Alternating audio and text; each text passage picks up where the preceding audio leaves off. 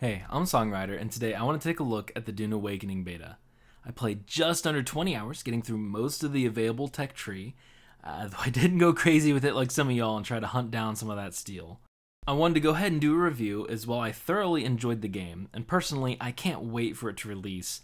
There are certainly some elements that I feel kind of need some work. Let's start with the survival aspects of the game. Dune Awakening is this sort of mishmash combination of survival and MMO elements. From where I stand, this game does seem to get a lot of those survival elements right, at least in my opinion. Just doing some of these survival game element pieces feels pretty good. Most of the basic crafting materials didn't feel too terribly tedious to gather. Even the special components felt okay, as long as you raided the special locations on the map from time to time, like shipwrecks and Imperial testing stations. Though I didn't do a lot of shipwrecks, so those materials felt a little bit more scarce than the others, but I always had enough, for what I was doing at least, as I salvaged loot that I got from the testing stations. I liked the way that water felt, requiring it for both sustenance and crafting, and how it felt like I was capable of rapidly gathering more the further down the tech tree I got. That the next level of whatever the device is called, the blood-sucking device, felt really good to get as I was getting double the water or blood from each person in that case. Additionally, the need for water increased as I gained better options for water gathering, so aside from the very early game, it never felt too tedious, though the hit registry for collecting blood from a downed enemy could use some tweaking, as my character would sometimes just kind of stand there and stare at the body at point-blank range. Moving to some of the environment, I felt like the exploration and the tension of the environmental dangers that you had to avoid to survive was an excellent addition as well. For all this desert environment, the two regions did feel distinctly different and had interesting nooks to explore, which is fairly impressive considering it's all just desert, so making them distinct was very nice. I did find that repetition on some of the enemy camps became boring very rapidly though. Each camp felt like a bit of a copy-paste with some slight tweaks. Hopefully the full game has a lot more styles of camp, but we're going to see what it looks like a bit more in full release. That schematic system was interesting, and again, that comes from a lot from exploration and doing some of the dungeons, as some of the schematics are found on chests kind of scattered around in different nooks and crannies of the map as well. I'm curious to see how exactly this schematic thing plays out, but the items you crafted from schematics that I've seen were not very visually different, which kind of made them a bit boring in that regard, though I could definitely tell a difference from just like a plain standard sword and the fancy purple one that I found when it came to the damage amount. So one of my favorite parts of the survival aspect of this game was some of the heart-palpitating, insane tension of just crossing from one rock island to another, especially the really long distance ones, like trying to get to that testing station in the far corner. I felt like my heart was going to pop out of my chest. I was terrified the entire trip over, even though I never really got attacked by a sandworm for most of my time playing the game. I definitely did see them plenty of times, though, and the sounds they were making was terrifying. The worm itself is extremely terrifying and annoying at the same time. I love the tension they bring to that rock island crossing, but it made trying to gather something like flower sand in any sort of amount incredibly frustrating, as the worm would be on my rear end the moment I got to the flower sand field and even started to compact. I would get like 2 compactions done and pick it up, and I would already have to be running again as the worm was on its way, and it just became incredibly tedious. I get it a little bit more for the spice, as that's supposed to be a super rare resource and really valuable, but dagnabbit, I need a lot of this flower sand for basic building stuff in the iron tier. Why is it this dangerous to get? There was a flower sand section close enough to rocks to be completely safe, which then defeated the whole point of it in the first place. It was great, though, because I ended up with like 3,000 flower sand after one gathering trip, but I think it needs a bit tuned down maybe on the worm aggro speed, while at the same time making sure that the flower sand doesn't spawn directly in the middle of a safe spot so that that tension isn't completely and utterly removed. Base building honestly was fun and it was easy. I liked being able to blueprint the stuff out and then add the resources as I gathered them, and it made it so that if I ran out of resources while I was building, I could still finish the blueprint of it and then come back with the resources later. The snapping felt mostly good so far. There were some times where if you had a lower floor and you were trying to build on the higher floor, it would like teleport. It would try to snap to the lower floor, and it would take a little bit of finagling to get it to snap to the upper floor. But for the most part, I didn't run into too much trouble with that. The snapping seemed to be mostly okay, unlike some other games I've played where the build snapping has driven me absolutely nutty. Once human. Overall, I'd personally give the survival game experience of Dune Awakening, at least in the beta stage, a solid 8 out of 10. Another problem I had with the skills was the need to kind of hot swap back and forth between the more transportation utility skills and the combat ones. It almost feels like it would be nice to have another slot, maybe just for some sort of utility branded type of skill, like the dash and the grappling hook. Because while I could use some of those in combat, they're not quite as impactful, at least for PvE combat, as like the stuns and the grav mine and stuff like that. Though I could see the dash being really useful in PvP to the point where if they don't do something about that, I think it might become, like in at least small scale PvP, it might become like a almost required slot to be able to chase people who are trying to get away. In fact, the dash was even starting to remind me a little bit of that teleport skill on the life staff in New World, where for a while until they fixed some elements of it, I can't remember, it's been so long, but it was practically a required slot, as you couldn't keep up with people running away unless you managed to CC chain them, kill them immediately, or have a life staff to chase after them. It was kind of funny, honestly. Additionally, the skill points seemed to be the only reward for leveling from what I could tell. I guess I don't see the purpose of the levels if all they're used for is skill points. Maybe there's some usage of those for research that I didn't notice. And maybe it's just people like having numbers go up. I'm not sure. Like even the notification that you leveled up was really tiny. It was not very noticeable at all, in my opinion. So I wasn't really sure what the entire point of the level up system was. From my experience, interactions with other players were few and far between, though I did see a large number of random structures that I assumed were populated. It might just be the time I was playing was a little different than everyone else. I'd also suggest that this game is certainly not tuned for more than like 2 players. Every encounter I ran into was perfectly soloable or very easily done with a second person, and would have become a boring cakewalk with 3 or 4 players. Just making sure you had a shield made things way too easy. Again, here we need to remember this is a beta, and we didn't get to see all of the zones they have planned. We didn't even get to see much past the like very beginning of the game. So it's entirely possible that later dungeons will require a lot more strategy and a lot more team play from you and your friends to get it done. Back on interactions again, the trading hubs in the beta didn't really seem to be heavily used. I mean, that makes sense, as a lot of the beginning game doesn't really require anything from the traders except for maybe getting a contract or two and talking to a trainer. And though I could see if you were struggling to get some of the resources from like the testing station or the shipwreck, the trader there might make a good way to get some of those instead. But I never saw another player at the trading hub in my entire time there, and I saw multiple bikes in the garage. So I don't know what you guys were doing while you were at the trading hub, and I kind of don't want to know. So I didn't participate in PvP all that much, but from what I've heard, there were some rough hiccups there as well. Most notably, the stun locks when you ran out of stamina. Sorry, but watching that guy swinging his sword for 5 minutes to get through the other dude's shield while he can't move didn't look fun. Fortunately, it did sound like the devs were very well aware of that and were planning on fixing it after watching the stream where the guy was getting beat on with the sword. So hopefully that does get fixed in the full release.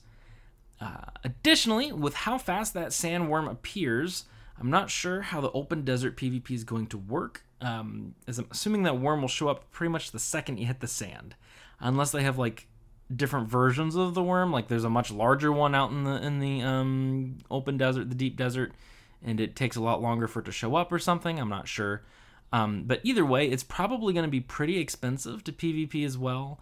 As that worm is eventually, I'm assuming, going to eat all your hard-earned vehicles with any of their fancy schematic blueprints, leaving you to need to build new ones if you die and can't get to your vehicles fast enough before the worm gets there.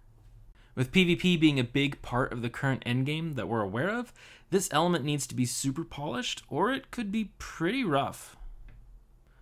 I would rate the MMO aspect of this game around a 2 or 3 out of 10. I know their goal was a survival game with MMO elements, and that's what it felt like, a survival game with a few very light MMO elements. And that maybe it gets better in the full release once we're out of the beta area. That's what I hope, because I feel like a little bit of expanding on some of these elements would do it a lot of good. Okay, let's talk combat. I've read all sorts of posts on this and experienced a lot of it myself, and my goodness, is it divisive at the moment. There are folks who hate it, there's others who love it, and I think I'm stuck somewhere in the middle. For starters, the ranged combat feels pretty good to me, aside from some buggy cover hitboxes, which hopefully can get tweaked later. They either left me more exposed than I probably should have been, or unable to fire from places that I really should have been able to. A lot of half walls, I couldn't shoot over the half wall, which was really, really annoying. This is a much slower paced ranged combat. This is not the charge in like a crazy person and slide past them while you're shooting them with an SMG style combat. For a lot of it, you should probably try to utilize some cover in the terrain to really trade fire with probably at least one enemy at a time, or you're going to take some heavy damage. Unless you're building your character specifically for charging in, and then you'll probably be able to take some more of those hits.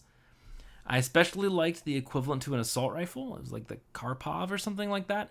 And it felt really good plinking enemies with it. The problems I had usually started when it came to melee and the shields.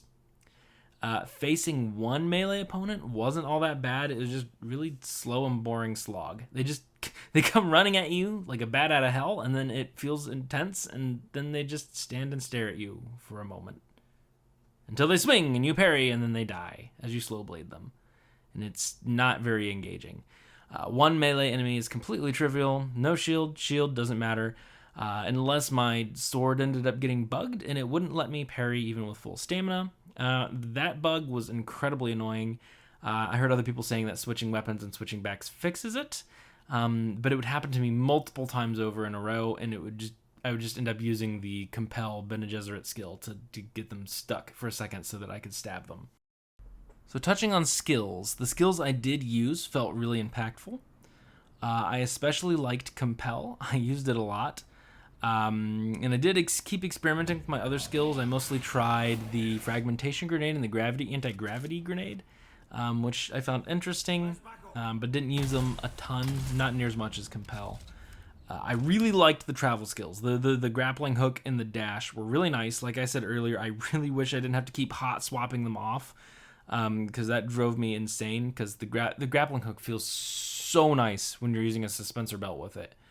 But I didn't feel like I had to use skills very often, aside from when the stupid sword bugged, or on really beefy shielded heavies so that I could get some slow hits in on them, because those guys swung stupid fast.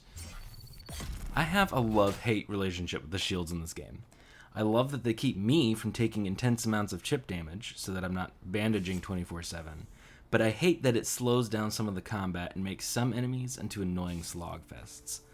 I know some of the lore behind the story, but maybe these shouldn't regenerate so stinking fast? Unless there's some alternative ways to remove shields later in the game. The shield and melee dudes aren't really that bad unless you're swarmed by a bunch of them, and then you're probably dead anyways unless you're a really good kiter or have some pretty effective skill usage. But the heavies with the shields are what is annoying to me as heck. I have to slow blade them like 6 to 7 times to kill them with a standard sword, and you can't slow blade them unless they are reloading, stunned, or directly after using the AoE slow, or maybe a few other tactics as well that I didn't run into. Because they swing those heavy weapons around like golf clubs, knocking you back before you can hit them just about every time, which makes sense. You're trying to kill them and they don't want you to do that, but makes fighting them annoying as heck. I did try using the disruptor as well, but it seems to take a lot to actually do anything with it. It really didn't seem as effective as just running around and slashing them over and over. Now, when I did collect a purple schematic sword, it made them go down in 3 hits, which felt much more reasonable, and I didn't have much as a problem with that. But oh boy, I hated fighting these guys without it. Not because they're difficult, because they're just boring to kill. It's kind of like the spongy health bar kind of enemy. The part about melee where you can run out of stamina and then get stagger locked also drove me insane. I did not die to this, but nearly did several times, and I wasn't even PvPing. It just feels like you're not allowed to play the game while the mobs kill you, and it's a terrible, terrible feeling. Something needs fixed before release. I don't know what. I understand getting stunned for a moment because you messed up. That makes sense, but no one likes losing complete control of their character for a really extended period, and it probably feels even worse in PvP. Enemy variety was also pretty rough. Almost every enemy felt the same, with slight visual differences as you move to new zones. It's typically one of the following. You either have melee dude, rifle / throws a grenade at you dude, heavy with a big gun type of dude, and then I believe there was also a sniper that I saw once, and that was about it. There are some slight variations, such as adding shields to the later enemies, but aside from 1 or 2 testing stations, there are basically no variations from that, at least in where we were able to get to in the beta. I did run into a boss or two who looked very visually distinct and had a different type of weapon, so that was nice at least. But I don't know why you couldn't have regular enemies with like a lowered version of that kind of weapon to add more variety to what you're fighting. All of this, combined with a glut of the samey feeling camps, made a lot of my regular fights feel kind of boring after the first few. Except for when I got to plink unshielded guys with the rifle. I just really enjoyed the thunk sound when it hit them, which sounds really awful to say, but the little red hit markers as well when I hit the head, it felt very nice, at least for that. I'd probably give the combat in this game a 5 out of 10, somewhere in that like okay sort of area. With some heavy changes to shields and stamina stagger mechanics definitely needed. So overall, I had a great time with Dune Awakening. Some sections of annoying and maybe a little bit dull combat and MMO feature problems aside, I probably am going to put a ton of hours into this game on launch. I did run into a few odd glitches in the beta, but nothing too major. Aside from one location where I was stuck, it was weird. I wasn't even against a wall or anything. I was just in the middle of an open spot and couldn't move. And then there's that bug where you suddenly can't parry anything, which that one was really annoying too. But the fact that the stuck command, like the respawn option in the menu, just kills you instead of moving you a few feet away felt really awful. Like, I'm being punished for the game having a bug that I can't control at all on a spot that didn't even make sense.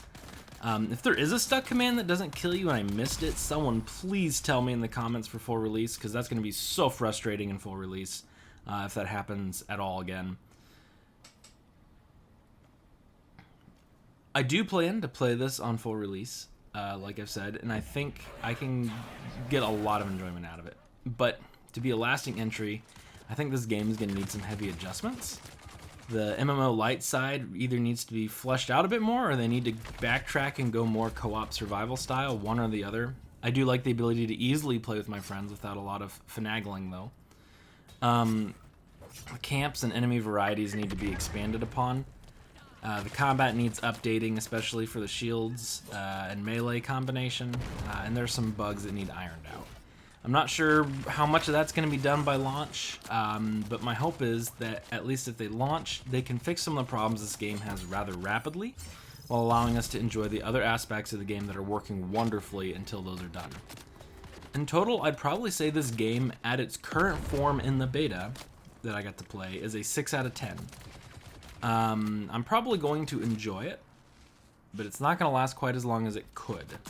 Unless there's some major differences from later on in the game that we didn't get to experience yet in the beta. It has a lot of good potential. This is a good stepping stone, a good base foundation. And the dev team, if they work pretty hard on this, I feel like they can do a lot with this game.